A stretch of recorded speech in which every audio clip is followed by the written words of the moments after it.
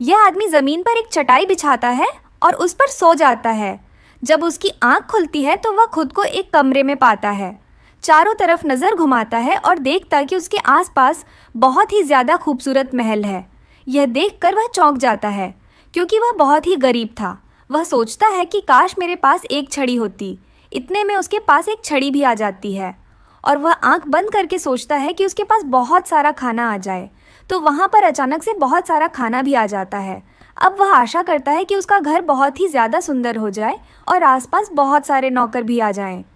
उसका इतना सोचना था कि तभी उसके आसपास बहुत सारे नौकर नाचने लगते हैं। रात हो जाती है और वह अपने पिता के पास अपने दो भाइयों के साथ खड़ा था क्योंकि उनका आखिरी समय आ गया था और वह इंतज़ार कर रहा था कि मेरे पिता आखिरी वसीयत क्या करेंगे।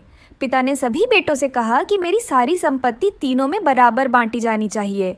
यह कहकर पिता ने अंतिम सांस ली और उनका देहांत हो गया। तीनों लड़के यह देखकर रोने लगे, लेकिन पिता के मरने के बाद दोनों बड़े भाई अपनी ज़िंदगी को ऐशो आराम में गुजार रहे थे और सबसे छोटा भाई लकड़ी तोड़कर लाता था और पेट पालता था। जब उसके पास खाने को कुछ नहीं बचा तो वह अपने दोनों बड़े भाई के पास खाने के लिए चावल और अनाज मांगने के लिए उसके घर पर आया और उससे बोला कि मेरे पास खाने तक को कुछ नहीं बचा है।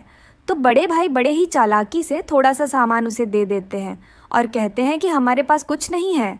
लड़का वहाँ से चला जाता है। जब यह बड़ा भाई अपने आंगन में नाचने में मग्न था तो इसे प्याले में अपने पिता की तस्वीर दिखाई देती है। यह देखकर वह बहुत चौंक जाता है, लेकिन वह ज़्यादा ध्यान नहीं देता है। दूसरी तरफ यहाँ पर दिखाया जाता है कि यह लड़का एक फ़कीर को देखकर रुक जाता है और अपने हिस्से का खाना उसे लाकर दे देता है। इधर दोनों बड़े भाई उसे चालाकी से घर से धक्के मारकर निकाल देते हैं। अब वे अपने पिता की कब्र के पास बैठकर रोने लगता है। तभी उसे एक पहाड़ी पर एक मंदिर दिखाई देता है, तो वहाँ जाकर देखता है। वह वहाँ से साफ सफाई करता है, कपड़े धोता है और बूढ़े की बहुत ज़्यादा खिदमत करता है। तो बूढ़ा उसे एक चटाई और स्टिक देता है। अब वे उस जगह को छोड़ देता और वह जैसे ही चटाई पर लेटता है तो एक आलीशान घर में पहुँच जाता है। यह सब देखकर दोनों बड़े भाई के मन में लालच आता है और वह अपने पिता की सारी संपत्ति को बेच देते हैं। जल्दी उनकी सारी संपत्ति खत्म हो गई और वह बैठकर रोने लगे। यह अपने की पर बहुत पछताए और इधर छोटे भाई ने एक खूबसूरत लड़की से शादी कर ली और दोनों बहुत खुश थे। ऐसे ही स्टोरीज के लिए हमारे चैनल को सब्सक्राइब करें और अपने दोस्तों से शेयर करना न भूलें।